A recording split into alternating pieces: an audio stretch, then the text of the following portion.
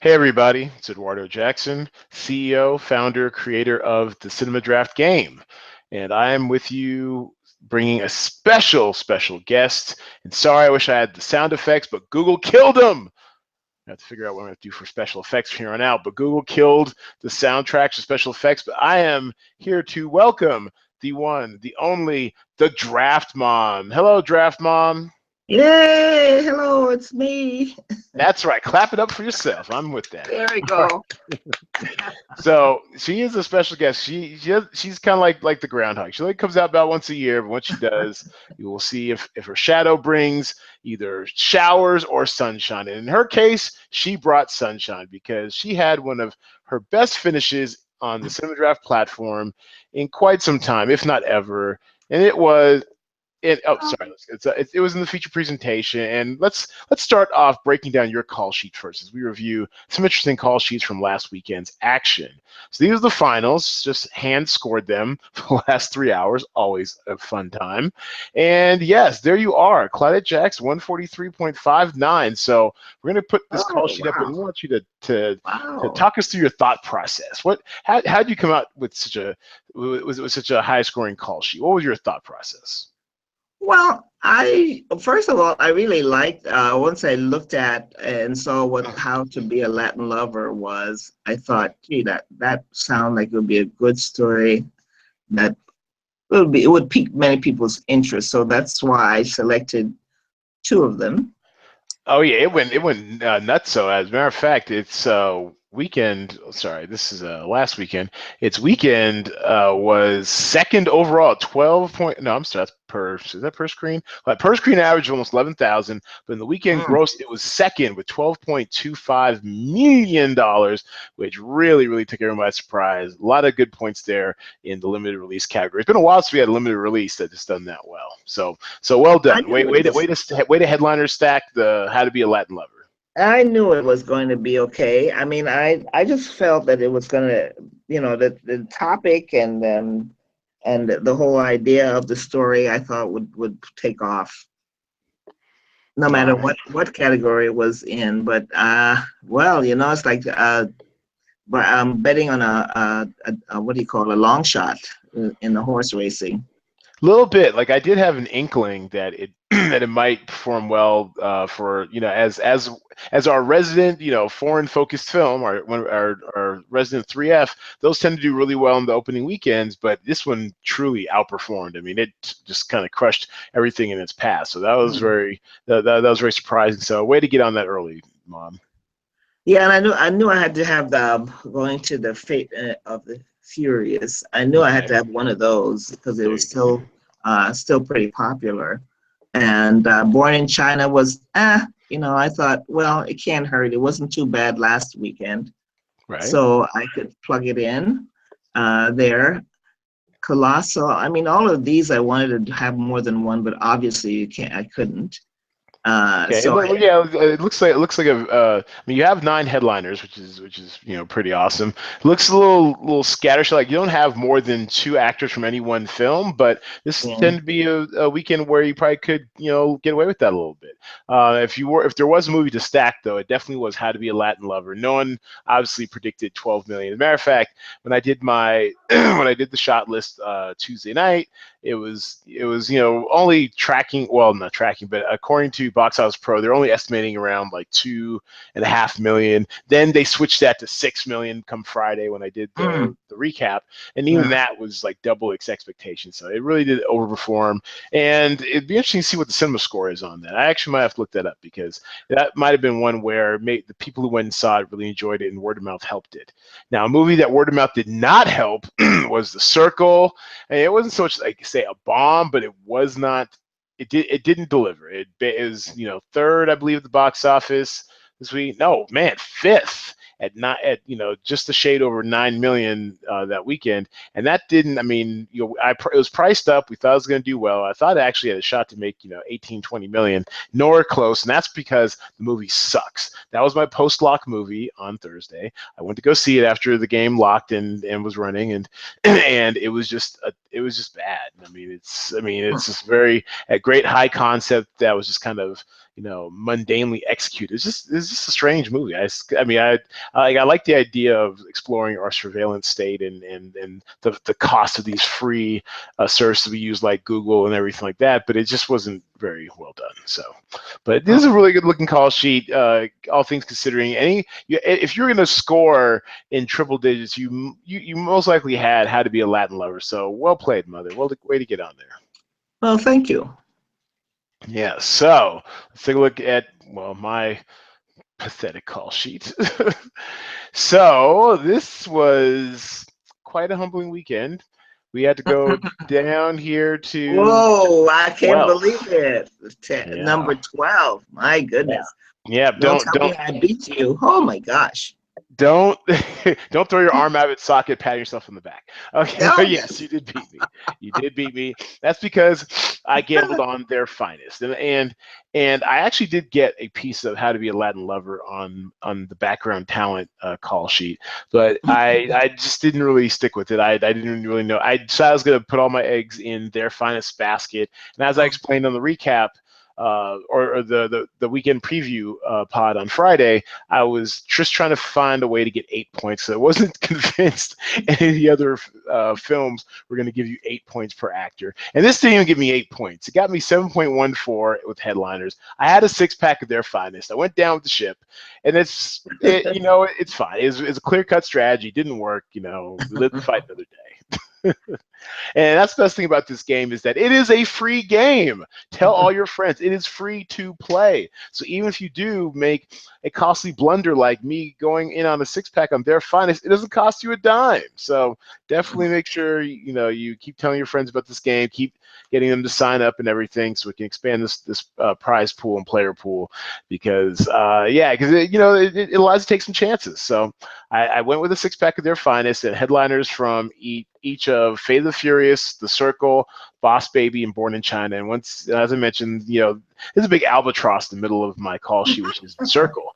For 12.64 points, I spent 16,000. When hell, even Boss Baby at 11,300 got you 13 points. So it was just this wasn't my week. Oh well, next time. That's right. You guys will dine out on that in the group chat. I'm pretty sure I owe somebody $10. Oh, I know who I owe $10. It is Michael Vellante. Yes, one of our favorites from the group chat.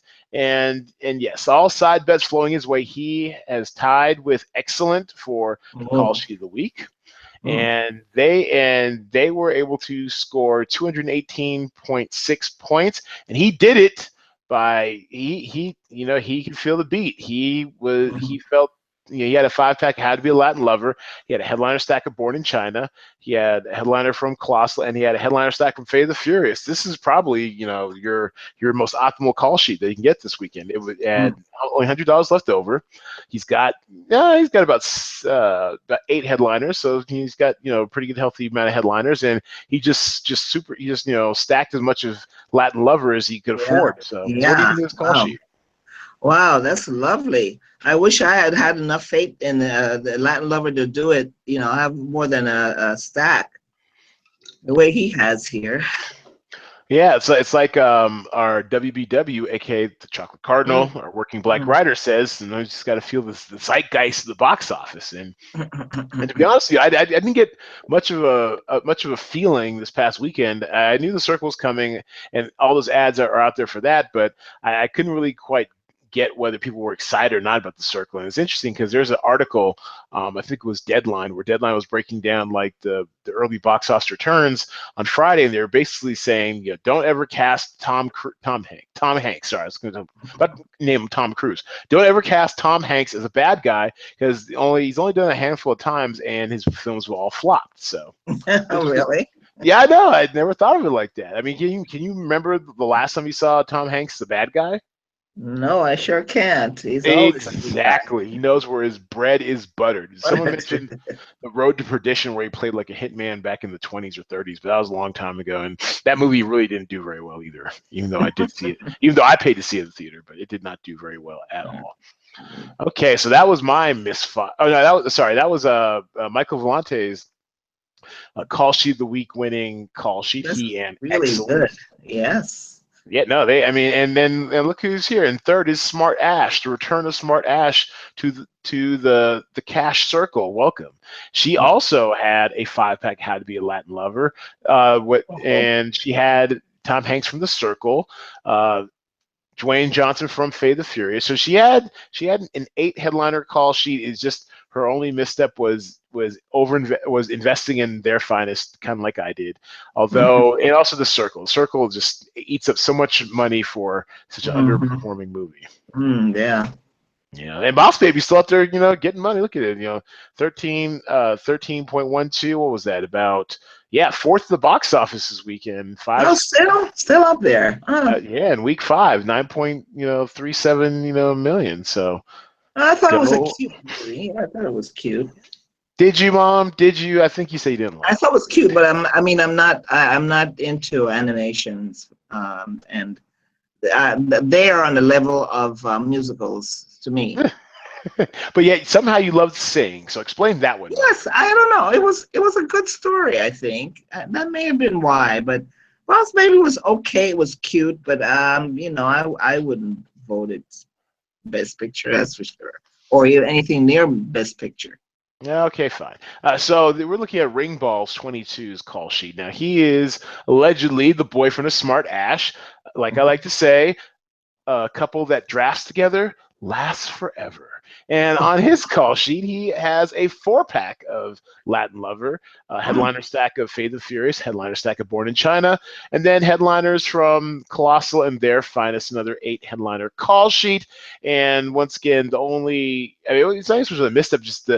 What didn't really perform enough for him was Their Finest or Colossal. Yeah, I guess he had to have one of them for a platform release. And so, if he'd gone with Colossal, he probably would have been straight. And then he probably could have snuck in. No, I don't think he had enough. No, he might have been able to sneak in another Latin Lover. He actually absolutely could have probably got one more actor from Latin Lover. And if he'd done that, actually, that would have been so the differential. So 30. So it's 24 minus 7. It's like 14. So 14. But I would have put him up there, top 3. Knocking on the door of top 2. So yes, that was the only misstep was Their Finest. And you know what? Happens to the best of us. Happens to the best of us. Yes, yes. And let's see. We'll take a look at and in our tradition and let's give a hearty welcome back to Gamble 24/7. Mom, did you know Gamble 24/7 had a 13-week cash streak that just ended last week? Last week was the first week in 3 months that he hadn't made money off Cinema Draft. Can you imagine that? Wow, he's pretty good. Yeah, he's consistent, and here he is back at it again in 5th Number place. five. Number Yeah, five. 166.66. Jay Devlin, fan of the pod, 152.82. Jay Just, is just above me slightly. Oh my yeah, goodness. yeah. And then I'm look in, at that. I'm in Nadine great Harlow. company. Yeah, look at your best friend, my Oh my godmother, goodness, Nadine she's right Harlow. underneath me. Oh my Yeah, goodness. she made money again this week. I don't know if Oh, she's good for getting a little her. better with this. And Yeah. so why don't you tell us what you see on her call sheet, Mom? Well, she had the promise there a couple of times. I hadn't even thought about that. Well, for Uh, good reason. 2.02 points. She could have avoided that. And she left almost 10,000 on the table. That's a lot of money left over. yeah, but she had How to Be a Latin Lover twice. And with that money that she spent on, say, the promise, she could have, gotten more Latin Lover. No? Yes, she could have. Yeah, I think. Yeah, Yeah, because they're so cheap. yeah, they were cheap. That's what made it so good. I had given up on Zookeeper's Wife. I guess she hadn't. Yes.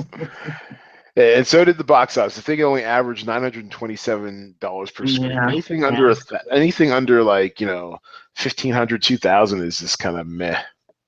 What really made her stand out is she had the Latin Lover, and those had the most points.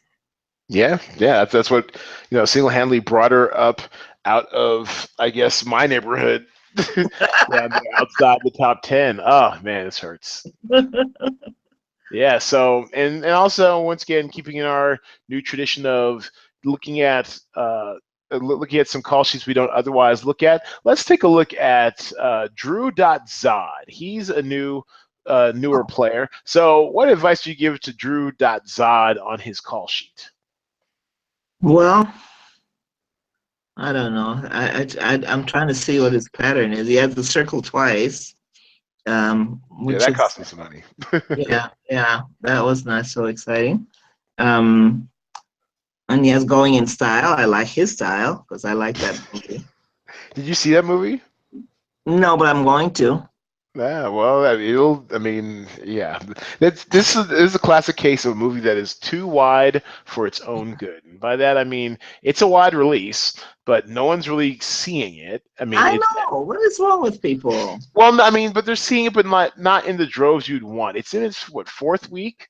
I Mm, mean, it made 37 million, only cost 25 million to make. I mean, and as I predicted when this movie came out, like this is the type of movie that will just hang around the box office for like mhm. two and a half months, just steadily making 4 or 5 million week in and week out because the older people tend to see movies later. Like I said, you haven't even seen it yet, but you're planning on seeing it because there's Yeah. no big rush. I mean, I guess older people have lived life and they're not in a rush to go do anything, so they get to it when they get to it.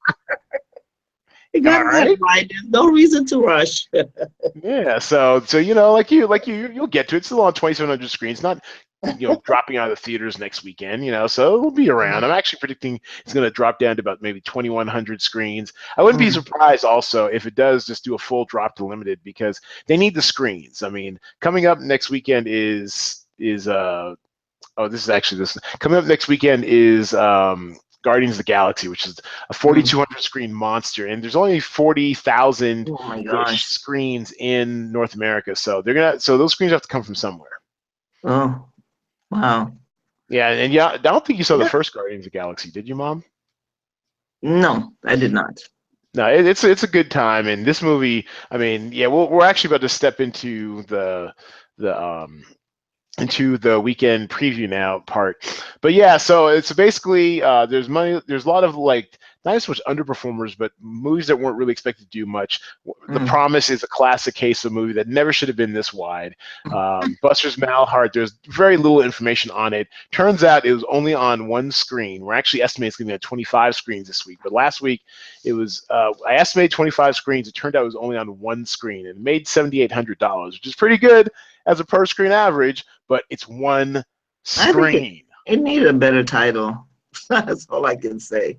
That is a pretty strange title. It actually stars the Emmy-winning actor from Mr. Robot. So, but it's an indie. It's got a really indie title and heart to it. So, I don't know. Yeah, it's got a strange title. A bad title definitely is not helping its cause.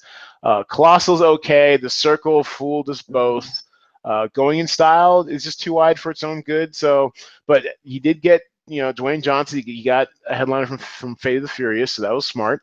So Yeah. he's got potential to grow. Just keep Mhm. listening or watching the podcast. Drew.Zod. Join the group chat. A lot of strategy and discussion going on in there. It helps my strategy every week. So it's a little word to the wise. So we are going to go to the macro level view real quick of this weekend's box office. And of course, I can't find the where did it go? It is over. Oh, for goodness sakes. I had it all up and ready too. Okay, so anyway, so we are going to, well, let's just use the contest lobby and let's take a look at, don't mind my call sheet, it's just a dummy placeholder call sheet, right? So, but let's take a look at the talent pool, see what's what, see what's going on. Mm. So we have, as I scramble on the sidelines to bring up the right talent pool. But yeah, so this week we have some newcomer. Oh, here it is. Okay, let's drag this over here. Nope, that's not it. Okay. So anyway, so this is one we really missed out on. It's called Bahubali 2, The Wow, Conclusion. what a name. What Well, is I it? mean, Is that a well, person's name or what? well, mother, it's an Indian film, right? I'm sure it makes sense Oh. more in India, and it broke out. Like it wasn't even on my radar going into Yeah. creating the talent pool over the weekend, and it blew up $10 million. off of Oh, oh, 425 screens. oh my gosh. In platform, I, that would have been 103, 104 points per actor, huh, or oh. 145 with a headliner. How bananas is that? Well, I thought it looked strange because I didn't remember seeing it on the talent pool. It wasn't. It wasn't in there. Oh, that's Everyone why. in the group chat was like lamenting the fact it wasn't in there, and I'm with them. That's look at that. That's been a 24,000 per screen average. That Mm, is mm, bonkers. mm. So I mean, obviously, and now I have what we need. I'm gonna drag it over. Here we go. So now, if it does stay platform, which it might, like it might expand some, but it might not go all the way. So here it is right here. It might, if it stays under 500 screens or less in its platform, I mean, there might be a case to be made to just totally. I mean, I'm not saying fade Guardians of the Galaxy. I mean, obviously, Guardians of the Galaxy is expected to gross up to 150 million its opening weekend. That's the reason why it's priced so high, 36,500 all the way up to 37.8 for Chris Pratt as your headliner.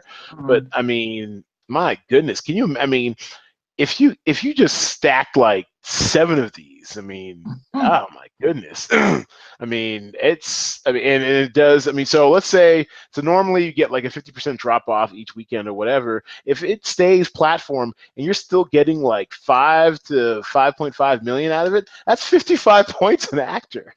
Why would it stay platform though? You'd think they'd make it expand it to more screens. Well, yes and no. I mean, it's not like see, think about it. This is like a Bollywood production, so the distributors for the for these type of movies tend to keep their releases pretty manageable. And by that, I'm not saying like it shouldn't expand or won't expand. I'm just saying that traditionally I've seen that they've stayed in their lane, so to speak. They don't go too wide with it. Like for example, great example is The Promise, which isn't even listed in this week's talent pool because that was a Mm, perfect example. Although it was well cast and had a lot of money behind it, it was essentially going to be a write-off. Like there's no momentum behind it. It was almost, I think it was done as like a passion project of the now deceased former head of MGM Lionsgate, whatever, Kirk Kerkorian, I think his name mm, is. mm, Anyway, so it was kind of rolled out there without a whole lot behind it, and it flopped. And they rolled out on 2,200 screens, and it flopped. That's the reason why you open a movie that might have a limited audience on a limited number of screens on platform limited release. And so I don't know. I mean, with such success, when you know how America is, when there's such great success, everyone wants a piece of it. So it might actually grow into limited. But even if it goes into limited, I mm. mean, what do you choose? Do you choose Bahubali, or do you go with How to Be a Latin Lover, or do you a combination of both? It'll be very Oh, interesting weekend to that's see. interesting. That's Yeah, a because nice thought pattern there. Mm, yeah, and these type of things you have to think of is like how well. So not only do you have to think of what's going to get you the most points, but also you have to think of what's going to score the most points in its release type. Because mm, if these both stay in their lane, if Latin Lover stays limited and then Bahubali stays platform, then you have to figure out, well, all right, well, how many points can Bahubali get me in platform versus how many points can Latin Lover get me in platform? They're both going to their second week. They both should see drop-offs of at least 50%. And mm, will it be worth their now increased price? Now, How to Be a Latin Lover, I think it was at 6,700 starting last week. We've now bumped it up to 11,700. mm, Rent's gotten high now. Where with the headliners, 12,100 and 12,000 respectively. So because we know that in its limited release type, it's going to dominate. So we're pricing it accordingly. And then mm, you still have the Circle, which has been priced down. We dropped that one by about 7,000 each. Unforgettable is on its way out. Citizen Jane, a documentary, which excuse me, a documentary which is bargain basement price for now because it's only on 6 screens last week. We mm, anticipate it might grow to 25. But mm. basically, it's I'm not even sure what it's about, so I'm not even gonna tell that lie. Fate the Furious, we're still kind of holding around 13,000 up to 14,400 for a headliner, mostly because if there's a movie that's going to come in second place this next weekend to Guardians of the Galaxy, which by all intents and purposes is going to make at least 125, 130 million, it's probably Mm. going to be Fate the Furious, and it still probably could do, I don't know, I mean, it might could do 12 million maybe. 11 million. It'll be very interesting to see how the box office reacts to having another kind of action film, a big budget, splashy Mm, action film in the marketplace. mm. Did you see Faye the Furious, Mother? Nope. Have you seen any of the Fast and Furious movies, Mother? Nope. Okay, excellent. But you know what? I will tell you what I did see. I did see Gifted, and that was awesome. Oh, yes. That was most definitely a great movie. And I think it should be nominated for something. If memory spans are that long, it probably will. I thought all the performances were pretty great. I tweeted that it was an almost perfect movie. The only thing to me, personally, that makes it just a little bit less than perfect is I just want to know what the deal was with Octavia Spencer's character. She was the neighbor next door, Roberta. No, seriously. No, because there's an archetype, in art and film, whatever. Basically, what we call the well, it's not even just in film, it's in life as well, called the magical Negro. It's basically this character with no inner life of their own, who just exists to help forward, advance the progress of the typically Caucasian characters, interests. Perfect example of this is Will Smith in Bagger Vance. What the hell? We know nothing about Bagger Vance. He's just some mystical cat. He's spouted, aphorisms and wisdom, and just helped Matt Damon win his little golf tournament, or whatever. It's like he basically wasn't really like a fully fledged character. So the only thing, I really enjoyed Octavia Spencer. I think she does fine with it. I love. I didn't think about the way you put it. I didn't think about her character that much. Do we Um, know anything about her? All I wanted no. was one scene, just one scene where they explain like why she's this, I guess 40 something, almost 50 something, whatever, single black woman with no kids, whatever, lives, two doors down, who's always available to babysit. Well, Does she have that's a it. That was job? it. Did she have kids? She lose kids? She had no The movie life of wasn't her 2.5 hours long. You didn't have to cut for time. One scene. That's all I needed, and she'd been a fully realized character. That's all I'm saying. That's all I'm saying. own. Well, Am I that's true, asking for but too much? I think that the little girl is just outstanding. Oh, she's awesome. McKenna. McKenna Grace. Yeah, the little girl. Yes. So the story of Gifted, for those who don't know, is this this kind of youngish man, like 35-year-old man, whatever, who lives out in Tampa, is raising his niece. You're right. The daughter of his sister who died, who basically Mm, committed suicide, and so mm, and basically it becomes a big like custody battle between he and his mother, who mhm. comes out of nowhere after 7 years wanting to kind of claim the child because she's gifted. She's like it's like Will Smith in Tampa as a little kid. That's Will Smith. I'm sorry, not Will Smith. I meant it's like that. I got Bagger Vance in my head. It's like Goodwill Hunting Yeah. meets a little kid in Tampa. That's basically what it was. So, and it's a really touching story. It was I think jerking in that my tears. what I liked about it primarily was the interaction between Mary, that's the McKenna Grace little girl, and Chris. I mean Frank rather. The Yeah, Chris character Evans, Frank. Yeah. aka Captain America from the Yeah, Avengers, there was played. just a nice kind of relationship between the two of them that really was warm to look at. Well, what was also interesting too was that, he kept being so kind of like everyday deep. Like she'd have like questions about life, and he'd answer them like any good parent would, but he did it a lot better than most parents would. And it doesn't kind of make any sense until they explained his background, which I won't spoil for people who haven't seen the movie. But I'm like, oh, okay, now this makes Uh-huh. sense why he's Yes, so yeah, deep. yeah, yeah, yeah, yeah. Because on the outside, he looks like the boat Yep, mechanic that he is, kind of yeah. grungy. Hmm. It's kind of there, but he really does care about his niece and is trying to raise her like her mother, his deceased sister, would have wanted. It's a really sweet story. I really Yeah, enjoyed it. yeah, it was Yeah, so worth the price of admission. absolutely. And so, but this is a classic case of a movie I'm going to avoid because it's too wide for its own good. It's on expanded out of limited release. It's on 2,200 screens, and it did okay. Screen count well, actually, yeah, it didn't really do that okay. It only did about, where is it? Did I miss it? It is gifted. Oh, see, 1,500 per screen. That's not a great sign. I wouldn't be Oh. surprised if this slips back into limited release, only because 1,500 per screen is not a reason to add more screens. But I don't know. I mean, it's made 15 million. Doesn't look like it took that much to shoot it. I mean, if they're smart, I mean, by the time it's to vote for on these awards, or whatever, like the DVDs or screeners will be out, Mm. and people will get a chance to discover this movie like we did. But it's a really good movie. I enjoyed it.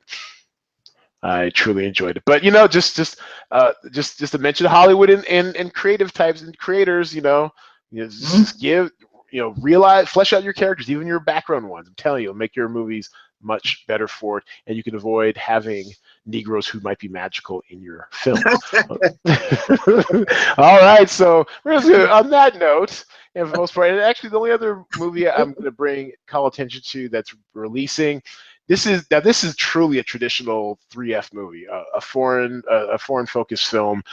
This one's called "This Is Not What I Expected." It is released by Well Go USA. Well Go, they tend to put out a lot of Asian themed movies. This one I believe is Korean. It's got some nice artwork to it and everything. But it's only gonna be on about 36 screens. I actually physically went to the Well Go site and counted how many theaters is going to be in. So I came up with 36. I could be wrong. So it's really about 36 to 45 screens, whatever. And yeah, I mean, it looks pretty. I don't know. I mean, it's, or maybe it's not Korean, maybe it's Chinese. But either way, it's a foreign focused film. It's probably going to do okay on its opening weekend, but it's only going to be on 36 screens. So buyer beware. If we have Bahubali state platform, you're probably going to want to run with that. But I'm just saying, keep your eyes out for the other one, for this. Keep your eyes open for. This is not what I expected, in case Bahubali escapes platform status. All right, Battle of Memories, you probably can skip. I don't know much about it, but it's not going to be on too many screens. So that's pretty much where we're at right now. So I just wanted to thank you all for listening, and thank you, DraftMom, for making a cameo. You're very welcome, my dear. And saying, and have you been seeing more movies since you've been playing the game?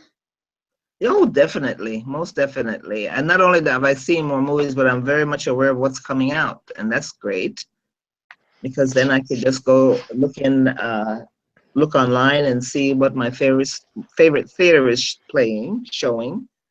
That is a little theater down the street locally, and that's where I take in most of my movies these days. Well, good. Well, I'm glad that Cinema Draft was able to help even in a little bit with your awareness, and I hope you're enjoying all these different types of movies. Now, let me ask you this: would you have seen Gifted if you didn't see it in the talent pool? Like, were you aware of Gifted before Cinema No, Draft? I was not. I was not. I usually read that little description you have on Cinema Draft, where they describe basically what the movie's about, and I like the storyline. That's where I get interested. Is what is the story about? Is it something I can relate to? And it was. I mean, not that I was ever gifted or anything like that, but I can relate to someone being a gifted child, and what they go through, the parents and so on, and the struggles. So I thought, gee, that's a good movie. But I did Why have. did you have a gifted child, Mom? Is there a brother out there I don't know about? I think you're gifted. I just. That's a That's very sweet. I thought you were gonna play along and kind of mock me, but that's very sweet. Anyways, yes. I say I'm serious. I think you are gifted. So there. I guess time will tell. It's been 41 years, but time will tell. And on that note, before I blush through my brown anymore, thank you all for listening and watching. Follow us on all of our social media. Send all of your friends to cinemadraft.co. That is cinemadraft.co. Subscribe to us on YouTube or iTunes or anywhere else you get your fine podcasts. And as usual, you know what to do this time and other times. Between now and the next podcast, why don't you go see a movie or something?